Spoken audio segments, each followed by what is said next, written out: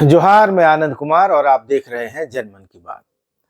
दोस्तों, धुरवा के मौसीबाड़ी खटाल एरिया से 2 जनवरी को 2 बच्चे गायब हो गए थे। 5 साल का अंश और उसकी छोटी बहन 4 साल की अंशिका। झारखंड की पूरी पुलिस 12 दिनों तक उन बच्चों को खोजती रही। कोई सुराग नहीं मिला। पुलिस का पूरा तंत्र लग गया, सारा कुछ कर लिया गया। लेकिन 13वें दिन आज वो बच्चे सुबह सुबह बरामद हो गए और बहुत दूर नहीं, रांची से ऑलमोस्ट 90 किलोमीटर की दूरी है। रजरप्पा का चितरपुर इलाका है, वहीं की एक बस्ती है। वहां एक कमरे में एक पति पत्नी 2 बच्चों के साथ रह रहे थे और उस इलाके के 2 युवकों को, डब्लू को और सचिन को संदेह हुआ। जो दोनों बच्चों को उन्होंने देखा तो फोटो पुलिस ने सर्कुलेट की हुई थी, मीडिया में भी आ रहा था और पोस्टर भी लगाए गए थे। तो दोनों ने देखा, उनको लगा कि ये बच्चे कहीं वही तो नहीं जो रांची से गायब हुए, अंश और अंशिका। तो एक दिन पहले यानी 13 जनवरी की शाम को ही बच्चों को उन्होंने देखा था। तो आज जब बच्चे बरामद हुए तो मीडिया से जब बात कर रहे थे सचिन और डब्लू, तो उन्होंने कहीं ना कहीं एक इशारा दिया और बोलते बोलते रुक गए कि कल शाम को ही उन्होंने रजरप्पा थाना को सूचना दी थी।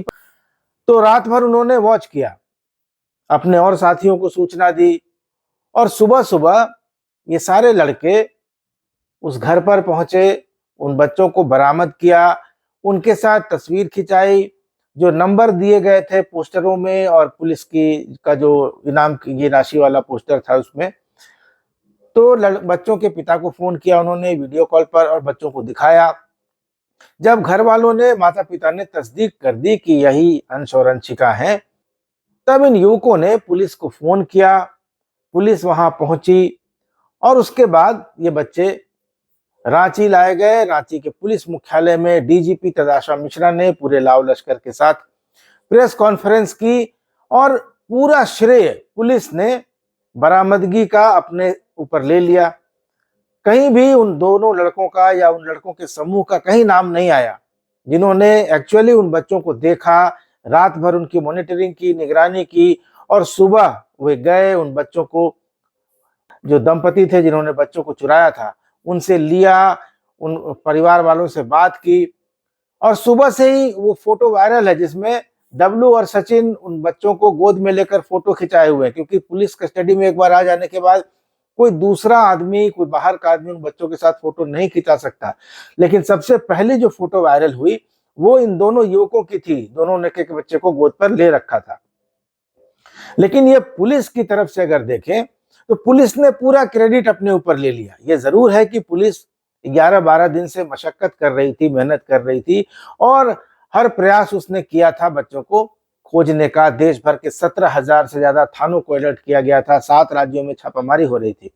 लेकिन 90 किलोमीटर दूर बच्चे थे और बरामदगी पुलिस ने जरूर की। इस पुलिस के रिकॉर्ड में तो पुलिस ने ही बरामद किया, क्योंकि पुलिस गई, बच्चों को उठाकर ले आई, कस्टडी में उन्हें रखा और प्रेस कॉन्फ्रेंस किया। उसके बाद परिवार वालों को सौंप दिया गया और अब जांच भी पुलिस करेगी कि उठाने वाले कौन थे, बच्चों का क्या किया जाना था।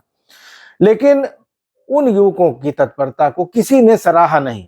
मीडिया के हमारे साथी जरूर इस मुद्दे को उठा रहे हैं, जरूर उनकी सराहना कर रहे हैं, लेकिन झारखंड पुलिस जिसने बाकायदा बड़े बड़े पोस्टर छपवाए थे, उसमें लिखा था कि इन दोनों बच्चों के बारे में कोई भी सुराग देने वाले को 2-2 लाख रुपए, 51,000 रुपए से बढ़कर इनाम की राशि 2 लाख रुपए हो गई थी। यानी अंश के लिए 2 लाख और अंशिका की जानकारी देने वाले को 2 लाख, 4 लाख की इनामी राशि थी। लेकिन पुलिस इस पूरे प्रकरण में अपनी जो क्रेडिट ले रही थी, अपनी पीठ थपथपा रही थी। उसने कहीं भी ये नहीं बताया कि कोई सचिन था, कोई डब्लू था या कोई उसके दोस्त थे जिन्होंने इन बच्चों को खोज कर निकाला। तो सवाल उठता है कि फिर आगे पुलिस की मदद कौन करेगा और क्यों करेगा?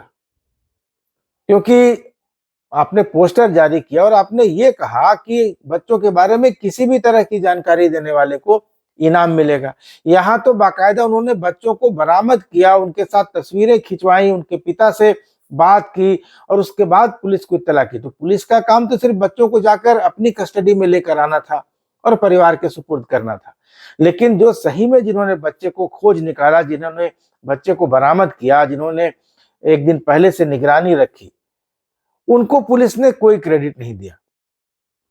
और पुलिस नहीं, मुख्यमंत्री हेमंत सोरेन ने भी जो ट्वीट किया बच्चों की बरामदगी के बाद, उसमें उन्होंने गिरोहों को चिताया और पुलिस को सराहा। लेकिन जिन युवकों ने उन बच्चों को बरामद किया, असल में जिन्होंने उनके साथ तस्वीर खिंचाई और सबसे पहले मीडिया में उन्हीं की तस्वीर आई, इसके बावजूद न तो मुख्यमंत्री की तरफ से न पुलिस की तरफ से इन युवकों की सराहना की गई। तो सवाल है कि ऐसा क्यों किया गया, और अगर ऐसा किया जाएगा तो फिर कोई भी नागरिक पुलिस को किसी भी अपराध के बारे में, अपराधी के बारे में सूचना देने क्यों जाएगा? अगर आप उसको क्रेडिट नहीं देते, अगर आप पुरस्कार राशि की घोषणा करने के बावजूद उनके बारे में कुछ नहीं कहते, तो फिर कोई सामान्य नागरिक क्यों पुलिस की मदद करेगा? एक तो ये सवाल है। और दूसरा सवाल ये है कि क्या पुलिस ने या मुख्यमंत्री के ट्विटर हैंडल ने उन युवकों का, सचिन का या डब्लू का नाम इसलिए नहीं लिया क्योंकि वे किसी हिंदूवादी संगठन से जुड़े हुए थे? क्योंकि मीडिया में ऐसा क्लेम किया जा रहा है। और बाबूलाल मरांडी ने भी अपने एक सैंडल से जो लिखा है, उसमें उन्होंने साफ साफ लिखा है कि सचिन और डब्लू बजरंग दल से जुड़े हुए युवक हैं और उन्होंने बरामदगी की है। तो भाजपा इन युवकों को बजरंग दल से जुड़ा बता रही है। मीडिया में भी कहा जा रहा है कि युवक बजरंग दल से जुड़े थे, विश्व हिंदू परिषद से जुड़े थे। तो क्या यही कारण है कि पुलिस और मुख्यमंत्री की तरफ से इन युवकों के बारे में बिल्कुल कुछ नहीं कहा गया, चुप्पी साध ली गई? लेकिन सवाल है कि युवक किसी भी संगठन से जुड़े हों, आखिर उन्होंने पुलिस की मदद की, सरकार की मदद की, और इस नाते उनकी कम से कम तारीफ, उनकी सराहना होनी चाहिए। जो पुरस्कार की घोषणा की गई थी उनको मिलनी चाहिए। लेकिन ऐसा अभी तक तो नहीं हुआ है। हो सकता है कि आगे चलकर पुरस्कार की घोषणा हो जाए, या जो उन्होंने किया उन बच्चों की बरामदगी के लिए उसको सराहा भी जाए। लेकिन अभी जो तत्काल हमने देखा आज के दिन में, उसमें ऐसा कुछ नहीं हुआ। सारा क्रेडिट पुलिस ने अपने ले लिया और मुख्यमंत्री ने भी सारा क्रेडिट पुलिस को दे दिया। तो कुल मिलाकर ये अपनी पीठ थपथपाने जैसा मामला रह गया। लेकिन उन युवकों के बारे में मीडिया में बातें आ रही है, लोग इंटरव्यू कर रहे हैं और बता रहे हैं।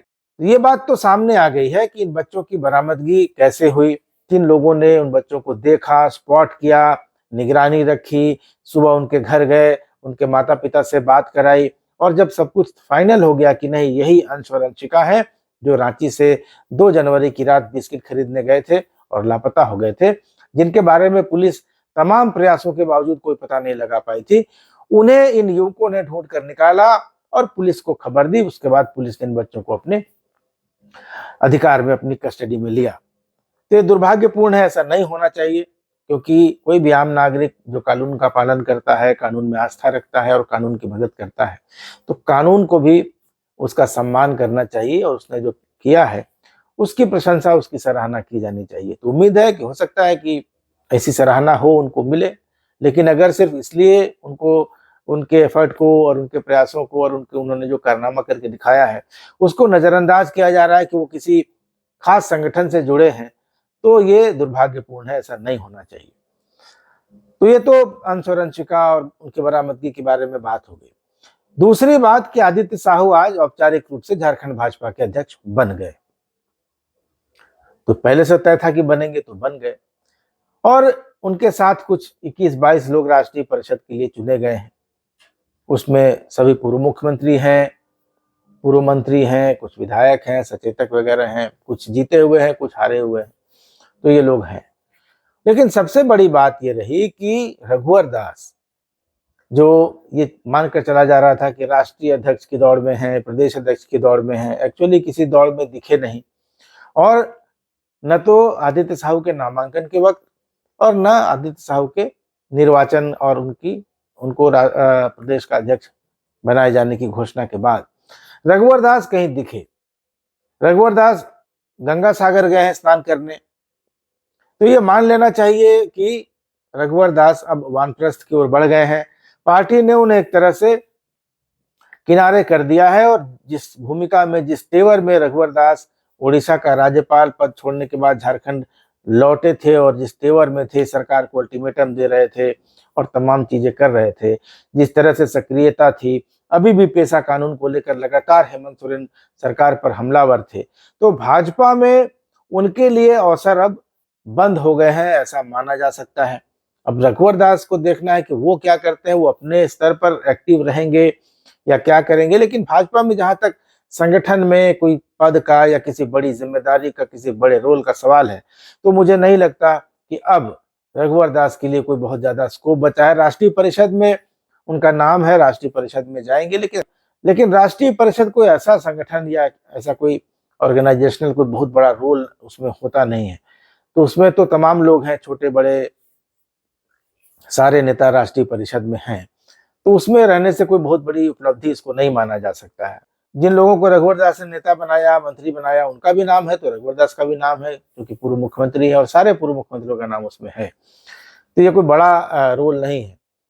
तो इस तरह से एक तरह से माना जाना चाहिए कि आदित्य साहू की ताजपोशी के बाद झारखंड भाजपा में अब रघुवर दास का कम से कम कोई स्कोप तो दिखाई नहीं दे रहा है। उसी तरह से चंपई सोरेन का भी कोई स्कोप, अगले 4 साल तक तो चुनाव भी नहीं है, तो चंपई सोरेन क्या करेंगे, ये भी एक देखने वाली बात होगी।